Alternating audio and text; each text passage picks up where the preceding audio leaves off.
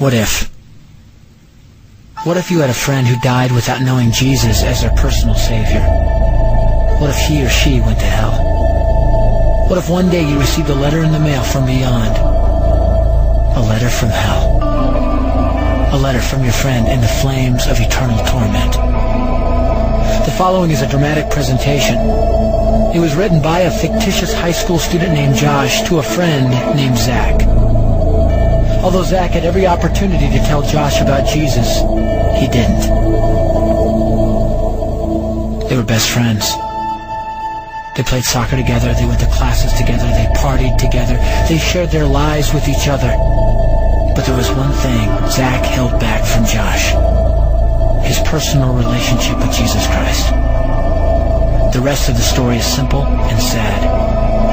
A few too many beers, a tragic drive home, a crash, a death, a funeral, a letter.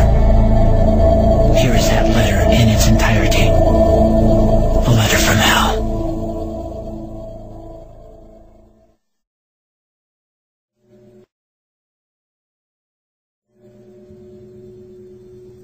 Dear Zach, I died today. It's a lot different than I expected. You see, I always thought dying would bring me into a world that's foggy and hazy. But this place is crystal clear. It's even more real than my life on earth. I can think. I can talk. I can even feel. Right after the wreck, I could feel my spirit leaving my body. It was the weirdest thing, Zach. I thought I heard you screaming out to me, man. I must have been just imagining things. At first, I was just standing in line, getting registered, I guess. They asked me for my name and began to look in this thing they called the Book of Life. I guess they couldn't find it, though, because this huge angel standing next to me grabbed me by the arm and started dragging me away. I was terrified. I had no idea what was going on. I asked the angel where he was taking me, but he didn't answer. So I asked him again. Finally, he told me that only those whose names were written in the Book of Life could enter into heaven, and the rest would be condemned to hell forever. Man, I was scared. The angel threw me into some kind of holding cell where I've been sitting and thinking for a long, long time. Do you want to know what I've been thinking about? I've been thinking about you. Zach, you're a Christian. You told me so yourself. I mean, we talked about it 3 different times today.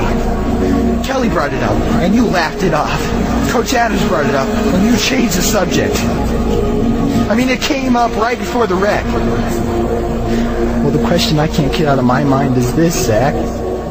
Why haven't you ever told me about how to become a Christian? I mean, you say you're my friend. But if you really were, you would have told me about this Jesus and told me how to escape this terrible place that I'm headed for. I can feel my heart pounding in my chest. The angels who have been chosen to cast me into hell are coming down the hallway. I can hear their footsteps. I've heard of this hell, Zach. They call it the lake of fire. I can't stand it, Zach. I'm terrified. No, the angels are at the door. Oh no. No! They're coming in and they're pointing at me. They're grabbing me and carrying me out of the room. I can already smell the burning sulfur and brimstone. I can see the edge of the cliff where hell burns. This is it. I am without hope. We're coming closer. Closer. Closer. My heart is bursting with fear. They're holding me over the flames. I'm damned forever. This is it. They have thrown me in. Fire. Pain. Hell.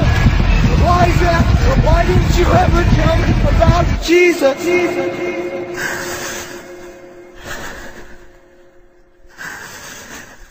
Signed,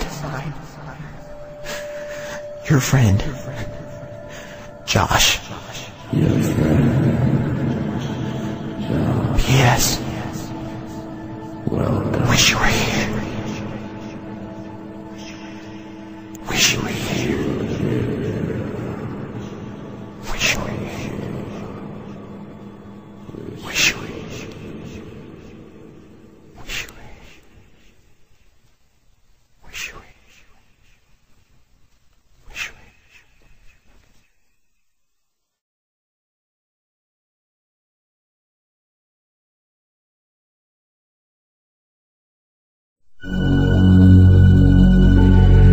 Don't bother me. Don't bother me with souls to save. I have my own agenda.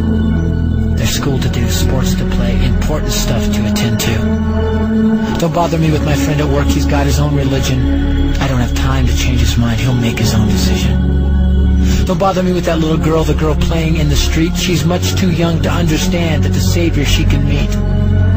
Don't bother me with the sounds I hear, the sounds of people shrieking, although I wonder who they are. Who are these victims screaming? Don't bother me with who they are. I really don't want the blame. 'Cause it's my friend at work and that little girl.